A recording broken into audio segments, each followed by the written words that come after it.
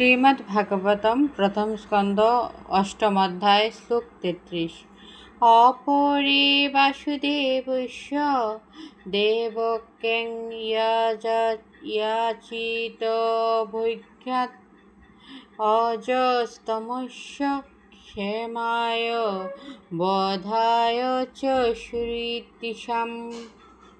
অনুবাদ: অন্য কেউ কেউ বলেন যে বসুদেব এবং দেবকী তোমার কাছে প্রার্থনা করার তুমি তাদের পুত্ররূপে জন্মগ্রহণ করেছ। নিঃসন্দেহে তুমি প্রাকৃত জন্মরহিত, তথাপি তুমি তাদের মঙ্গল সাধনের জন্য এবং দেব বিদেশী অসুরদের সংহার করার জন্য জন্মগ্রহণ করেছ।